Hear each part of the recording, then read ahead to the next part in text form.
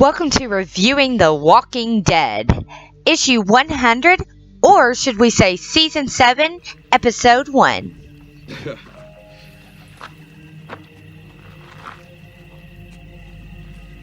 I got an idea.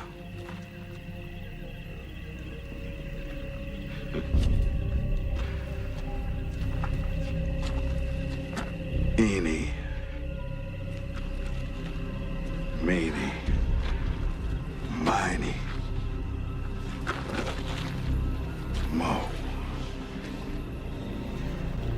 So the last episode of season 6 really left everyone in suspense. The gang had finally met up with Negan and everything had come to a head. Now anyone that had read issue 100 of the comic book knew what to suspect. But they had already faked Glenn's death so many times. Who knew what The Walking Dead was going to do this time? Pick the very best one. And you are it. Anybody moves, anybody says anything, cut the boy's other eye out and feed it to his father, and then we'll start.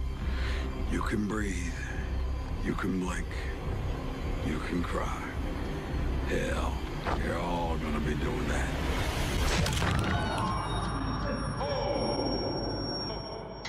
So fans were left with that in mind to stool on until season 7, which we all finally got to see. And in the Walking Dead style, they did put a little twist on it and surprise us all. As everyone saw, we finally got to see the great demise of Aberhame. That's right. Well, we all know that he didn't die the way he was supposed to. And if you're not sure what we're talking about, well, Aberhame was supposed to die in the comic books like this. Are you seriously that stupid? Are you? I mean it. Are you? Do you have any clue what that was to me? What this whole thing is to me? See, I have training in this shit. I'm not making it up as I go along, like with the stitches and the surgery and the... I asked you to come with me because you're brave like my brother, and sometimes you actually make me feel safe. And I wanted you here because you're alone. Probably for the first time in your life. And because you're stronger than you think you are, which gives me hope that maybe I can be too.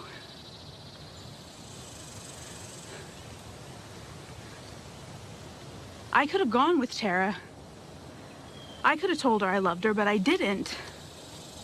Because I was afraid. That's what's stupid. Not coming out here, not facing my shit, and it makes me sick that you guys aren't even trying, because you're strong and you're smart and you're both really good people, and if you don't wake up and face your... That's right. It turns out, if you didn't know, our lovely, beloved Denise's death originally belonged to Aberhame.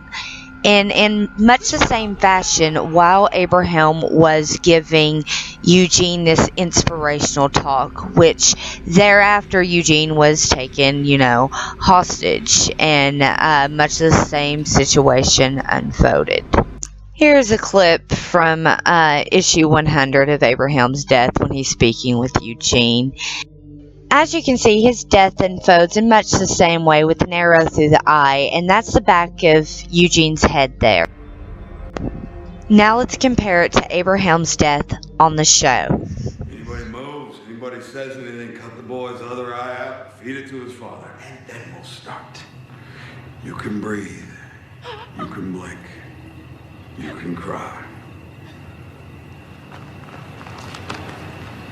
Hell, you're all gonna be doing that. Oh, look at that. Taking it like a champ. Fuck. My nuts.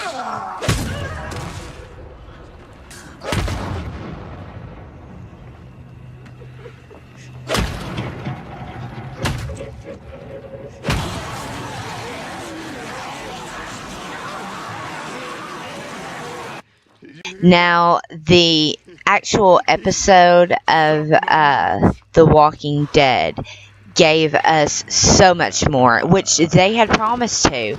In fact, a lot of people were upset with the way Denise had died.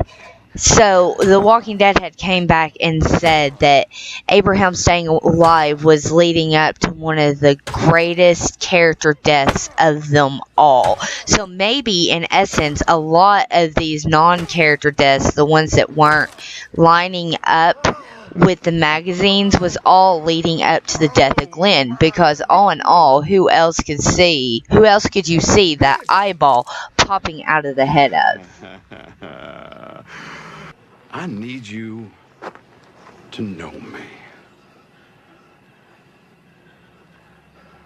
So,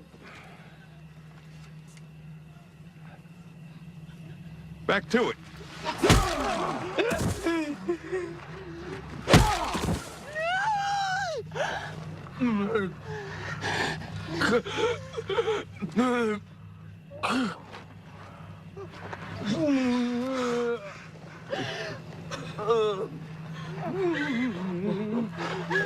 Buddy, you still there? I just don't know. It seems like you're trying to speak, but you just took a hell of a hit. I just popped your skull so hard, your eyeball just popped out. And it is gross as shit. My God, I'll find you.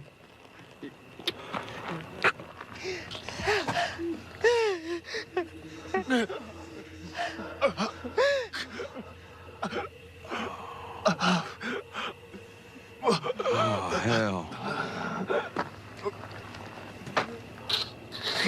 I can see this is hard on you guys. I am sorry. I truly am. But I did say it. No exceptions. Oh my god, he's a bastard. Negan is such a bastard. But I think all in all, he's going to end up being our favorite bastard of them all. Out of all the bad guys the show has seen, I think he is going to end up being not just mine, but all of the fans out there's absolute favorite, absolute most heart-wrenching, the guy that does the worst on the show. I think this is going to be it. Lucille is thirsty. She is a vampire bat. The bad guy everybody's gonna love to hate. And the show did so good. Look at these comparisons that I found. Look how much Glenn really looks like the drawings. How well they did pulling it all together. I, for one, as a fan, am really, really, really proud of the first episode of this season. And I really hope to see more to come for the rest of the season. I really hope the rest of the season ends up matching up. I want to thank you all for joining me, and I hope that you tune in for my next review. As always, this is Lilith Nova. Like, comment, subscribe, and I will see you next video.